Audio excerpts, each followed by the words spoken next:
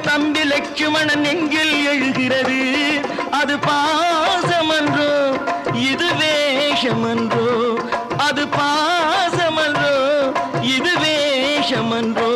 அவன் ராஜாதி ராஜனுக்கு பிள்ளை அல்லவோ, இந்த ராஜ பார்த்து ரங்கத்துறை ஏழை அல்லவா. அம்மம்மா தம்பி என்று நம்பி அவன் உன்னை வளர்த்தான். தாய் என்றும்